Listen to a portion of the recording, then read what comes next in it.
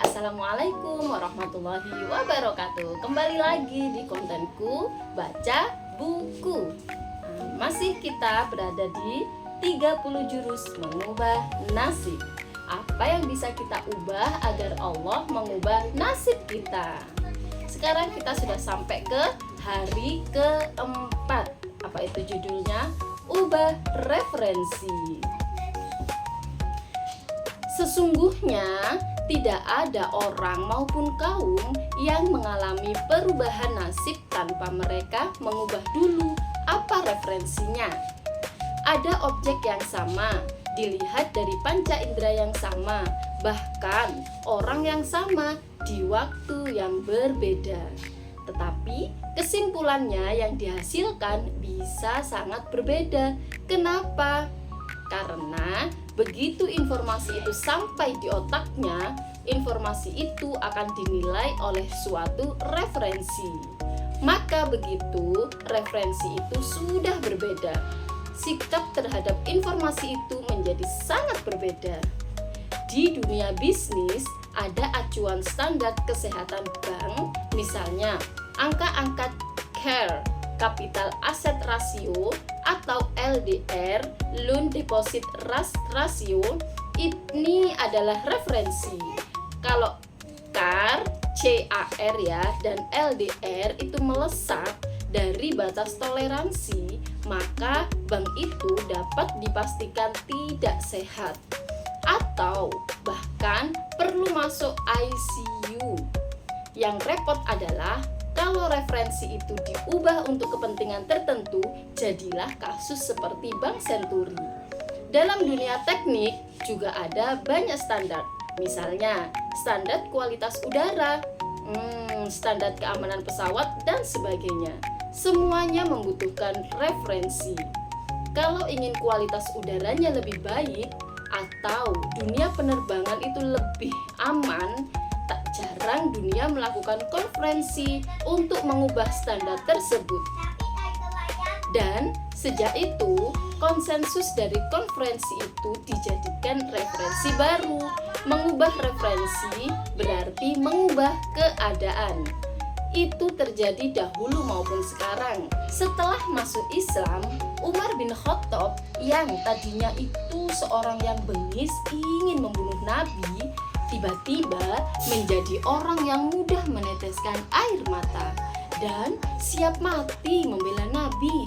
Sekarang ini ada bintang rock yang semula begitu bangga dikagumi di arena konser, tiba-tiba menolak untuk menyanyi lagi di konser yang sama dengan bayaran berapapun.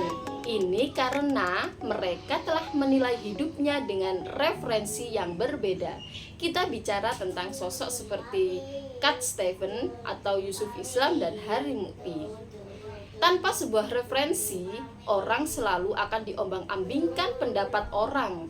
Dan ini bisa sangat berbahaya ketika itu menyangkut masalah yang amat penting, yakni tentang dari mana, mau kemana, dan untuk apa manusia hidup di dunia ini, dengan pedoman apa standar keberhasilannya.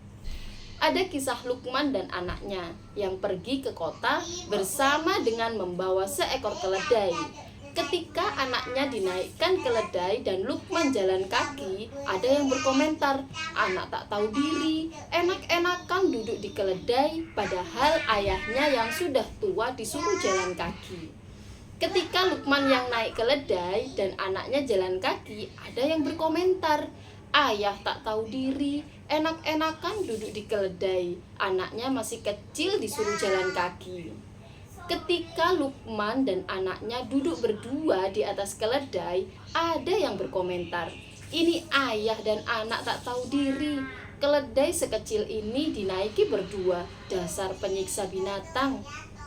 Ketika Luqman dan anaknya akhirnya jalan kaki, ada yang berkomentar, "Dasar orang-orang dungu, punya keledai kok dibiarkan nganggur, tidak dinaiki." Akhirnya Luqman mengambil kayu, lalu keledai itu dipikul bersama anaknya. Tentu saja ada lagi yang berkomentar, "Dasar orang-orang gila, masa keledai sehat bisa jalan sendiri, kok malah dipikul?" Maka Lukman berkata kepada anaknya, "Lihatlah anakku, kalau kita mengikuti kemauan orang, maka pendapat mereka itu bermacam-macam dan saling bertentangan. Karena itu, ikutilah pendapat yang menciptakan kita, karena dia hanya ada satu." Itulah dengan suatu referensi kita akan menjadi orang yang kokoh dan jelas sikapnya, tidak terombang-ambing. Persoalannya adalah dalam masalah hakikat hidup manusia di dunia ini, banyak kitab yang dianggap suci, bahkan sosok yang dianggap nabi, dan banyak zat yang dianggap Tuhan. Lantas yang mana yang pantas dijadikan referensi? Tentu, sebelum memutuskan menggunakan referensi yang mana, kita hanya memiliki satu alat, yaitu akal yang sehat. Kalau dengan akal yang sehat, kita melihat alam semesta ini, kita dapat merasakan bahwa pastilah ada Sang Pencipta di balik semuanya ini. Yang berbeda dengan alam semesta itu, semua manusia bisa merasakan hal ini. Hanya saja, kalau berhenti di sini, kita masih belum tahu apa sifat-sifat Tuhan dan apa maunya Tuhan tersebut. Kita masih memerlukan informasi dari Tuhan. Sama seperti tadi, kita meyakini punya nenek canggah, nenek dari nenek. Tapi seperti apa dia dan apa pesan-pesannya sewaktu masih hidup? Kita tidak bisa tahu secara langsung. Kita memerlukan pembawa pesan yang pernah berkomunikasi langsung. Untuk nenek canggah, pesan itu harus dibawa orang secara turun-temurun. Untuk Tuhan, pesan itu harus dibawa oleh orang yang disebut nabi atau rasul. Jadi, kuncinya adalah bagaimana kita memastikan bahwa sang pembawa pesan itu benar-benar nabi atau dia dapat otoritas dari Tuhan. Untungnya itu hal yang bisa dipikirkan secara rasional, bukan dogmatis. Untuk memastikan seseorang itu nabi, utusan Tuhan, maka dia harus membawa mukjizat yang superior terhadap kemampuan tercanggih manusia. Mukjizat itu harusnya melemahkan semuanya. Kata mukjizat sendiri artinya melemahkan. Nabi Musa diberi mukjizat dengan kemampuan mengalahkan semua sihir, padahal dia belum pernah belajar sihir. Nabi Isa diberi mukjizat dengan kemampuan mengobati segala hal, bahkan membangkitkan orang mati, mengalahkan semua tabib, padahal dia tukang kayu yang tidak pernah belajar pengobatan.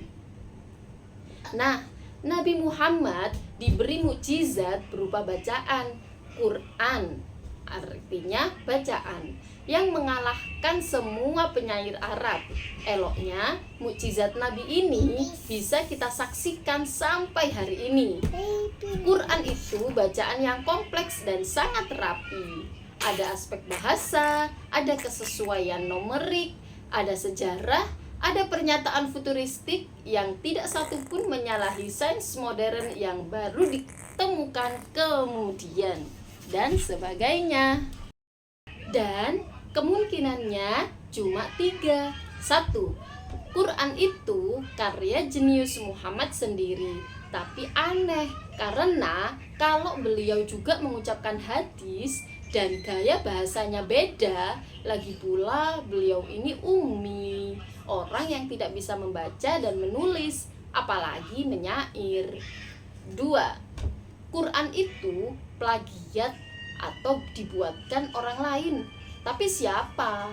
Zaman Nabi saja tidak terbukti seorang pun. Para penyair yang paling terkenal saat itu pun tidak berhasil mengimitasi, sekalipun hanya surat pendek seperti Al-Asr.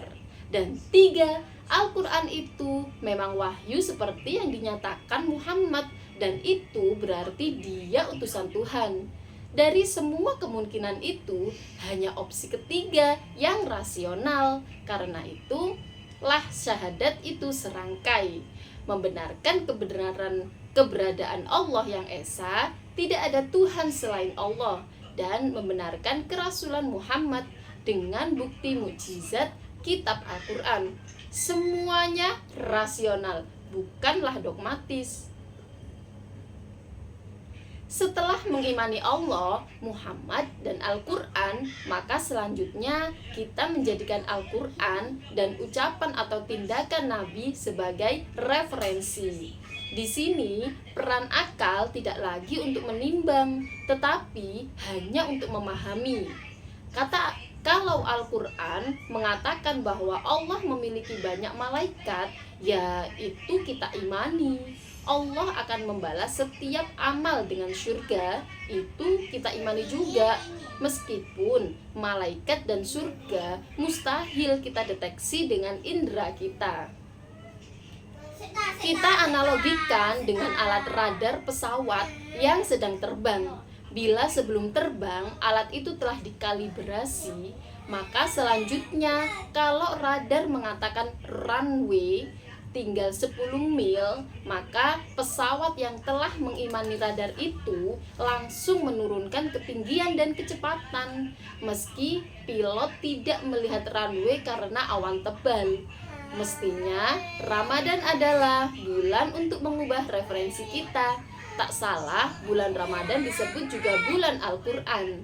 Mudah-mudahan mulai masuk malam 4 bulan Ramadan, kita sudah bisa mengubah referensi kita agar Allah mengubah nasib kita. Itu aja untuk hari keempat. Wassalamualaikum warahmatullahi wabarakatuh.